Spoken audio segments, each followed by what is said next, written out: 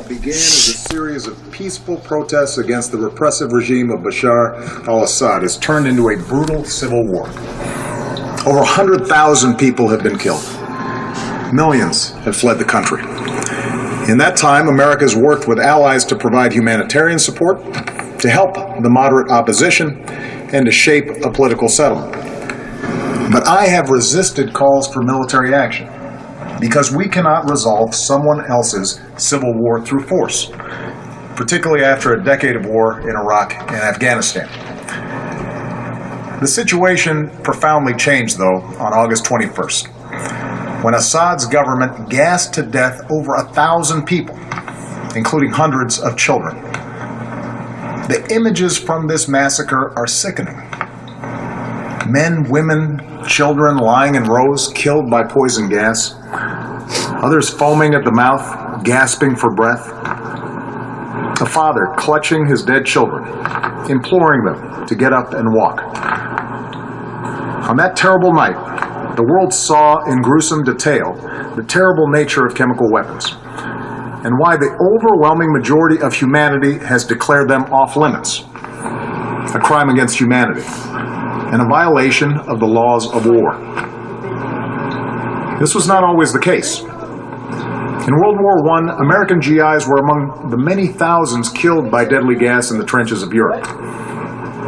In World War II, the Nazis used gas to inflict the horror of the Holocaust. Because these weapons can kill on a mass scale, with no distinction between soldier and infant, the civilized world has spent a century working to ban them. And in 1997, the United States Senate overwhelmingly approved an international agreement prohibiting the use of chemical weapons, now joined by 189 governments that represent 98% of humanity. On August 21st, these basic rules were violated, along with our sense of common humanity. No one disputes that chemical weapons were used in Syria. The world saw thousands of videos, cell phone pictures, and social media accounts from the attack. And humanitarian organizations told stories of hospitals packed with people who had symptoms of poison gas. Moreover, we know the Assad regime was responsible. In the days leading up to August 21st, we know that Assad's chemical weapons personnel prepared for an attack near an area where they mix sarin gas. They distributed gas masks to their troops. Then they fired rockets from a regime-controlled area into 11 neighborhoods that the regime has been trying to wipe clear of opposition forces. Shortly after those rockets landed, the gas spread, and hospitals filled with the dying and the wounded. We know senior figures in Assad's military machine reviewed the results of the attack, and the regime increased their shelling of the same neighborhoods in the days that followed. We've also studied samples of blood and hair from people at the site that tested positive for sarin. When dictators commit atrocities, they depend upon the world to look the other way until those horrifying pictures fade from memory. But these things happened. The facts cannot be denied. The question now is what the United States of America and the international community is prepared to do about it. Because what happened to those people, to those children, is not only a violation of international law, it's also a danger to our security. Let me explain why. If we fail to act, the Assad regime will see no reason to stop using chemical weapons. As the ban against these weapons erodes, other tyrants will have no reason to think twice about acquiring poison gas and using them. Over time, our troops would again face the prospect of chemical warfare on the battlefield. And it could be easier for terrorist organizations to obtain these weapons and to use them to attack civilians. If fighting spills beyond Syria's borders, these weapons could threaten allies like Turkey, Jordan, and Israel. And a failure to stand against the use of chemical weapons would weaken prohibitions against other weapons of mass destruction and embolden Assad's ally, Iran, which must decide whether to ignore international law by building a nuclear weapon or to take a more peaceful path. This is not a world we should accept. This is what's at stake. And that is why, after careful deliberation, I determined that it is in the national security interests of the United States to respond to the Assad regime's use of chemical weapons through a targeted military strike. The purpose of this strike would be to deter Assad from using chemical weapons, to degrade his regime's ability to use them, and to make clear to the world that we will not tolerate their use. That's my judgment as Commander-in-Chief. But I'm also the president of the world's oldest constitutional democracy. So even though I possess the authority to order military strikes, I believed it was right, in the absence of a direct or imminent threat to our security, to take this debate to Congress. I believe our democracy is stronger when the president acts with the support of Congress. And I believe that America acts more effectively abroad when we stand together. This is especially true after a decade that put more and more war-making power in the hands of the president and more burdens on the shoulders of our troops, while sidelining the people's representatives from the critical decisions about when we use force. Now, I know that after the terrible toll of Iraq and Afghanistan, the idea of any military action, no matter how limited, is not going to be popular. After all, I've spent 4.5 years working to end wars, not to start them. Our troops are out of Iraq. Our troops are coming home from Afghanistan. And I know Americans want all of us in Washington, especially me, to concentrate on the task of building our nation here at home, putting people back to work, educating our kids, growing our middle class. It's no wonder then that you're asking hard questions. So let me answer some of the most important questions that I've heard from members of Congress and that I've read in letters that you've sent to me. First, many of you have asked, won't this put us on a slippery slope to another war? One man wrote to me that we are still recovering from our involvement in Iraq. A veteran put it more bluntly. This nation is sick and tired of war. My answer is simple. I will not put American boots on the ground in Syria. I will not pursue an open-ended action like Iraq or Afghanistan. I will not pursue a prolonged air campaign like Libya or Kosovo. This would be a targeted strike to achieve a clear objective, deterring the use of chemical weapons and degrading Assad's capabilities. Others have asked whether it's worth acting if we don't take out Assad. As some members of Congress have said, there's no point in simply doing a pinprick strike in Syria. Let me make something clear. The United States military doesn't do pinpricks. Even a limited strike will send a message to Assad that no other nation can deliver. I don't think we should remove another dictator with force. We learned from Iraq that doing so makes us responsible for all that comes next. But a targeted strike can make Assad, or any other dictator, think twice before using chemical weapons. Other questions involve the dangers of retaliation. We don't dismiss any threats, but the Assad regime does not have the ability to seriously threaten our military. Any other retaliation they might seek is in line with threats that we face every day.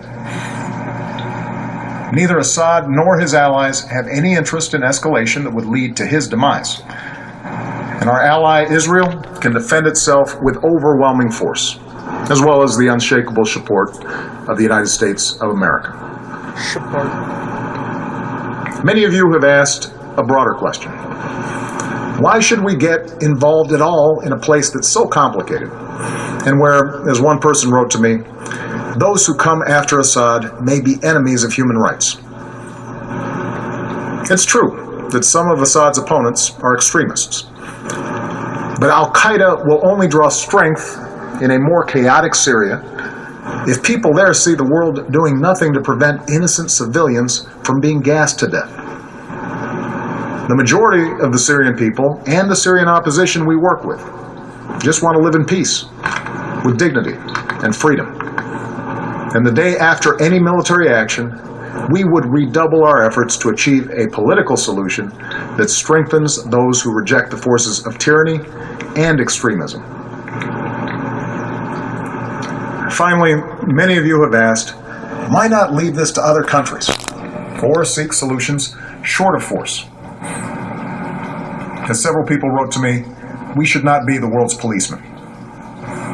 I agree. And I have a deeply held preference for peaceful solutions. Over the last 2 years, my administration has tried diplomacy and sanctions, warnings and negotiations, but chemical weapons were still used by the Assad regime. However, over the last few days, we've seen some encouraging signs. In part because of the credible threat of U.S. military action, as well as constructive talks that I had with President Putin, the Russian government has indicated a willingness to join with the international community in pushing Assad to give up his chemical weapons. The Assad regime has now admitted that it has these weapons, and even said they joined the Chemical Weapons Convention, which prohibits their use. It's too early to tell whether this offer will succeed, and any agreement must verify that the Assad regime keeps its commitments. But this initiative has the potential to remove the threat of chemical weapons without the use of force, particularly because Russia is one of Assad's strongest allies. I have therefore asked the leaders of Congress to postpone a vote to authorize the use of force while we pursue this diplomatic path. I'm sending Secretary of State John Kerry to meet his Russian counterpart on Thursday, and I will continue my own discussions with President Putin. I've spoken to the leaders of two of our closest allies, France and the United Kingdom, and we will work together in consultation with Russia and China to put forward a resolution at the UN Security Council requiring Assad to give up his chemical weapons and to ultimately destroy them under international control. We'll also give UN inspectors the opportunity to report their findings about what happened on August 21st. And we will continue to rally support from allies from Europe to the Americas, from Asia to the Middle East, who agree on the need for action. Meanwhile, I've ordered our military to maintain their current posture, to keep the pressure on Assad, and to be in a position to respond if diplomacy fails. And tonight I give thanks again to our military and their families for their incredible strength and sacrifices. My fellow Americans, for nearly 7 decades, the United States has been the anchor of global security. This has meant doing more than forging international agreements. It has meant enforcing them. The burdens of leadership are often heavy, but the world's a better place because we have borne them. And so, to my friends on the right, I ask you to reconcile your commitment to America's military might with a failure to act when a cause is so plainly just. To my friends on the left, I ask you to reconcile your belief in freedom and dignity for all people with those images of children writhing in pain and going still on a cold hospital floor. For sometimes resolutions and statements of condemnation are simply not enough. Indeed, I'd ask every member of Congress, and those of you watching at home tonight, to view those videos of the attack. And then ask, what kind of world will we live in if the United States of America sees a dictator brazenly violate international law with poison gas, and we choose to look the other way? Franklin Roosevelt once said, "Our national determination to keep free of foreign wars and foreign entanglements cannot prevent us from feeling deep concern when ideals and principles that we have cherished are challenged." Our ideals and principles, as well as our national security, are at stake in Syria, along with our leadership of a world where we seek to ensure that the worst weapons will never be used. America's not the world's policeman. Terrible things happen across the globe, and it is beyond our means to right every wrong. But when, with modest effort and risk, we can stop children from being gassed to death, and thereby make our own children safer over the long run, I believe we should act. That's what makes America different. That's what makes us exceptional. With humility, but with resolve, let us never lose sight of that essential truth. Thank you, God bless you, and God bless the United States of America. The President of the United States live in the East Room of the White House tonight, making his